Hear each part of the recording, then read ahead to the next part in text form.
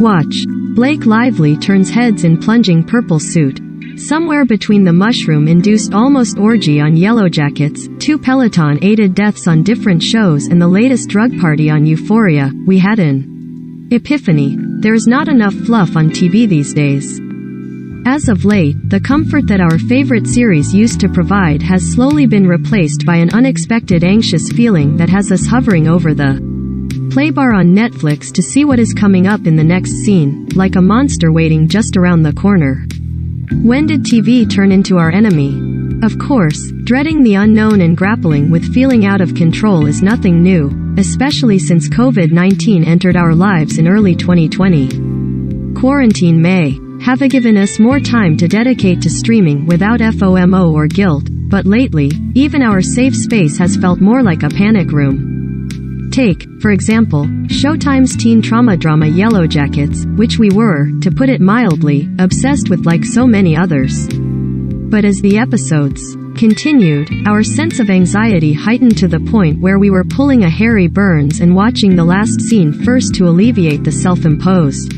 And then, immediately after watching, we would dive down a deep Reddit rabbit hole, reading theories, chuckling at memes and engaging in the discourse to the point where we were having weird dreams. Oh, the power of the Antler Queen. Yellow Jackets isn't the only show to captivate its audience's attention and social media feeds. Mayor of Easttown, The Undoing, insert Marvel series. Here are just a few of the series that dominated the pop culture dialogue during their respective runs and drops, taking over timelines with theories in. On the other side of the spectrum are the shows that caused debate and discourse. Think And Just Like That's recent run that polarized the Sex and the City fanbase and nearly toppled Peloton, or the endless conversation over whether or not Emily in Paris is a good show and if that even matters. Or how about, is Ted Lasso too nice now? And who can forget when we were all skipping to episode 3, minute 1950, of Sex, Life to weigh in on that penis scene. And when it comes to reality TV lately, the Real Housewives franchise now has a mythology more complicated than the J.R.R. Tolkien alliterative universe. And staying up to date with all things Bachelor Nation is harder than the keeping up with the Kardashians. If you are exhausted simply reading that list of shows, just wait. According to FX Content Research, the estimated number of adult scripted original series that aired in 2021 was 559 across cable, broadcast TV, and streaming services. So the pressure to keep up with the latest obsession was just another item added to the to-do list. You don't need an office water cooler to discuss OMG moments if you have Wi-Fi. The devil may work hard, but a TV lover is forced to work harder these days just to keep up with the never-ending carousel that is the medium's vast landscape. But there is still one genre that still provides the all-too-rare escape we used to take for granted. May we introduce you to what we lovingly refer to as our FML. Fold My Laundry shows? The FML genre is not a new concept and more than a few have even become breakout hits. Gilmore Girls, a small-town charmer about a mother and daughter duo who are addicted to coffee, junk food and pop culture references, became the little show that could when it premiered in 2000, cultivating a cult following and such strong goodwill that it led the revival trend, returning to Netflix as a limited series in 2016. In the same vein, Heart of Dixie provided Southern comfort during its 4-season run on the CW as Rachel Bilson's city doc embraced, wait for it, small town. Both shows have sustained a following even long after they ended, thanks to streaming, with fans often returning to them whether out of nostalgia or pure exhaustion from the bevy of options currently being presented. And just look at the everlasting popularity of sitcoms like The Office and Friends, both about a group of people viewers have continued to want to spend time with, outdated haircuts, questionable storylines and all. Hey, no one ever said comfort. Food is to always be good for you. The common denominator among all of these shows? A sense of community, something we all have lost in one way or another in the pandemic. A morning sipping coffee and Central Perk with Ross, Rachel and the rest of the friends filled the gap left by the loss of a morning run to your go-to cafe. Watching Mel flirt with Jack over drinks on Virgin River caused the blush you missed from bantering with a cute bartender. A night spent drinking margaritas with the main triune Sweet Magnolias helped alleviate the loss of a happy hour hang with your best friend. Even in this digital age, sometimes you just want to go where everybody knows your name, not your social media handle, which is what most of these shows provide. In-person connection and relationships.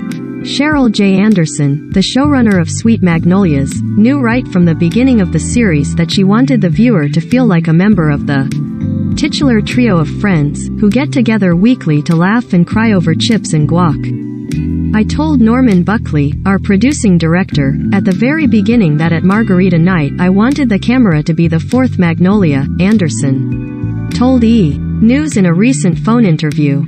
And we actually do some of that in other scenes where the camera lingers on somebody even when someone else is. Though they largely focus on tight-knit communities and friendships, it doesn't mean FML shows don't have stakes, cliffhangers or address serious issues. Ginny.